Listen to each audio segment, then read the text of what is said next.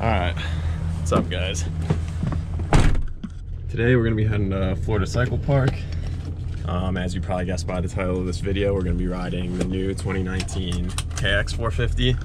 On my last Yamaha versus Honda video, you guys overwhelmingly wanted to see me ride the new Kawasaki. So I hit up my friend Dustin, who just picked up a new one, I think about a month or two ago. And yeah, he's been riding it, saying it's pretty fun. So yeah, I hit him up and he's gonna let me switch bikes with him for a moto, just like last time. So that's what we're gonna do today.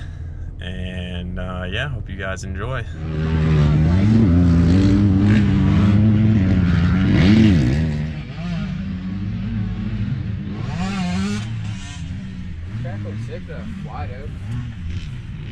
Alright, we just got done doing some motos on the Red Beast.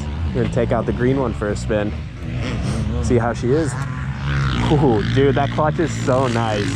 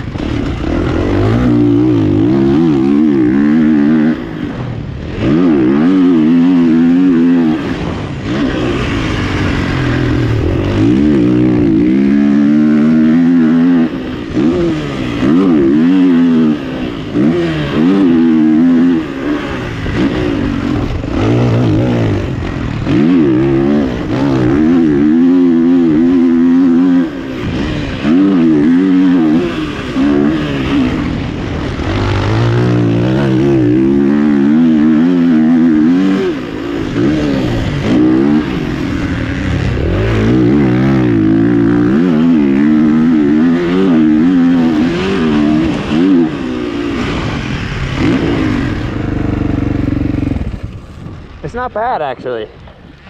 Yeah. Once you got comfortable? Dude, it took me a lot longer to get comfortable on this than it did on the Yamaha. Really? It's such a big bike. Like, I find that really interesting. you have to ride it a lot smoother, it feels like. Ride it smoother? Yeah. Really? Like, it took me a long time to be able to flick it around.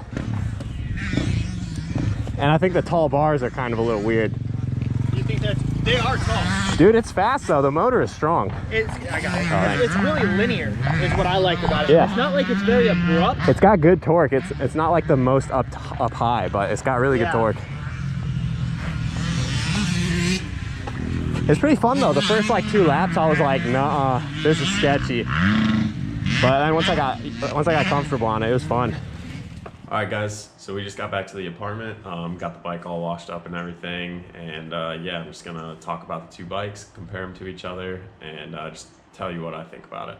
Just right off the bat, I want to say I definitely didn't get as comfortable on the Kawi as I did on the Yamaha. I actually ended up having to do like 2 whole motos, probably like 6 or 7 laps a piece, just to get a feel for the bike. It's a really different bike from the Yamaha and the Honda, so it definitely took quite a few more laps to learn the different style to ride it. So just starting with like the overall frame and feel of the bike, like the cockpit and everything, it feels like a very big bike. Even when you're just sitting on it before you even ride it, you can definitely tell that it's kind of tailored for a taller guy. The bars are pretty tall. The seat is really long and like level with the gas tank, so you can really you have a lot of forward and backward movement on the bike. I noticed when I was coming into some of the tighter corners, I was really able to get my weight super far forward. Just kind of get the weight over the front wheel and get that like quick turning characteristic that you want in some of those tighter corners. So I liked that. Obviously, me being a taller guy, I like the fact that I have all that room to move around. So overall comfort was pretty nice. On the track though, having the big bike felt a little bit sluggish. It definitely felt like it was slower to react to everything. It didn't feel as playful and aggressive in the air.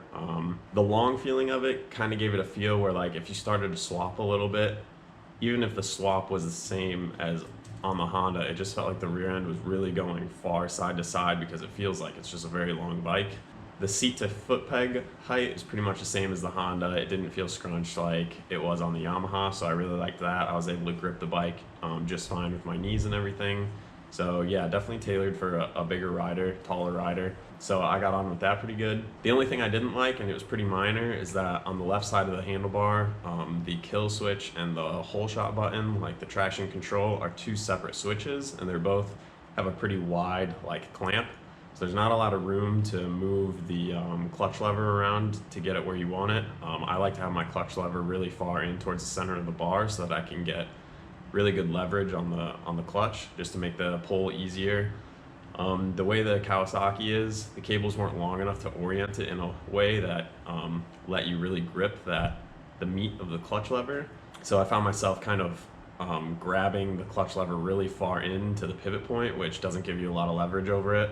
He does have aftermarket bars on there. I think he said with the stock bars there was enough room to fit the clutch lever on the right side of one of the buttons to make it a little better, but I feel like they could have just combined the 2 buttons and really freed up a lot of space there. So I don't know if that's an aftermarket thing you can buy, but I would consider it if you plan on switching the bars. So moving on to the motor, I think the motor's pretty strong on the Kawasaki. It's extremely linear, so it has some good torque and it just pulls the same all the way through, which a lot of people like that sort of feel. There's nothing really exciting about the power band. Like I said, you just know how it's going to react every single time. It made it really good for like flat tracking. I had a really good feel for flat tracking on the Kawi. The power never came in at weird spots and kind of kicked the back end out.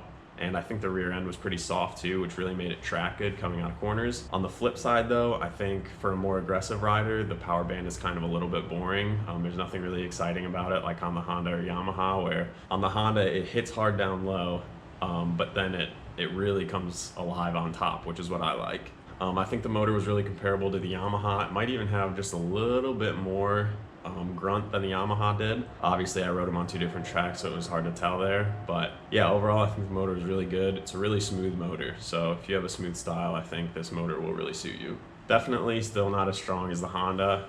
Actually, when I was riding the Kawasaki at first, I was kind of thinking to myself like, wow, this thing actually might rival the Honda. It's got some good horsepower, but like I said in the Yamaha video, when you go from the faster to the slower bike, it's not noticeable, but once I got off the Kawasaki and got back on the Honda, it was a night and day difference. The Honda just hits harder on bottom, and then like I said, it really comes alive in the mid to top. The Kawasaki came on just a little softer, but it didn't really come to live up top like this thing does. So obviously this is the Works Edition and it has a mild port from the factory, so take that into consideration. I don't know, I think my stock 2018 Honda was still faster than the Kawi, but still think there's a lot of potential there. The linear power is pretty nice. So from there, obviously, we're gonna have to talk about the suspension, which was probably my least favorite thing about the bike. He did have it revalved for his weight. He's a little bit heavier than me, which was strange because it felt really soft, especially in the rear. When I was riding in the 75 to 80% range, I was really comfortable. It wasn't bottoming out. It was soaking up the bumps pretty nice. So that was fine for the first moto. For the second moto, once I was comfortable, I tried to put in some really hard laps just to get a good lap time to compare to the Honda, and things started getting sketchy real quick. Through some of those sweepers with the sand berms, there were like some nice big rollers forming in the berms, and if I hit those wide open, it would completely sack out and rebound really weird, and I was getting pretty nervous whenever I'd come up to something like that. So he said he actually made it stiffer than stock, and it was still too soft. So if that's true, then I think probably from the factory, it's way too soft. Like I said, it did help with the straight line traction coming out of corners. It really squatted down and came out of the corners really straight, which was nice, but I think just a little too soft. Front end felt okay. I think the forks are good, but I just think having those super tall bars on made the front end just a little bit nervous on me.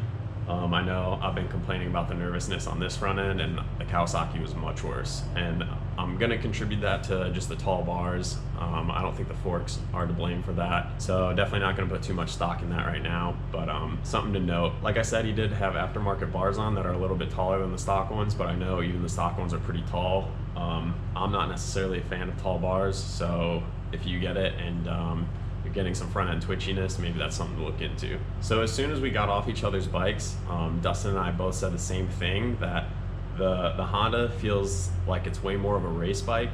It's a lot more aggressive. The power is a lot more exciting and aggressive. The suspension is a lot more active, a lot stiffer, so you can really pound stuff a lot harder. The Kawi just seems like it's a little more tailored towards the amateur scene a little bit more. Obviously, it's not like a woods bike, but I think it would make a much better woods bike than the Honda. Having that super linear power, really soft suspension. It's just a very, very smooth bike. You have to be kind of patient with it, let it kind of settle into the corner, and then use the power through. So it's definitely just a very different riding technique, and I think that's why it took me so long to get used to it. I was trying to just hammer it into corners and get on the gas hard like I do on the Honda, but you really have to be pretty precise and just come in smooth and carry your momentum, try and miss the huge braking bumps. So once I learned that I had to ride the bike different, I actually did end up getting pretty comfortable on it. So for my style, I prefer to be kind of a lot more aggressive, kind of like leaned over the bike, really sending it pretty hard. So I think for me personally, the Kawasaki didn't quite tick those boxes that I was looking for. Doesn't mean it won't work for you. I think for a certain type of rider, the Kawasaki's really good. Mainly if you're a taller rider, you have a really smooth style, and you're not necessarily going to be pushing the bike right to the very limit. I think if you're a privateer pro or a smaller guy, I think the Yamaha is probably a better choice. So here I'll put up the fastest lap time I had from each bike on the day. Obviously I'm not gonna put too much stock in it just because I've had so many years riding Hondas and I only had 2 motos on the Kawasaki. So I'm not expecting the Kawasaki to be close in lap times. One thing I will say though is that when I rode the Yamaha, I felt like given enough laps, I could have gotten my lap time down really close to at least in the same second as my Honda.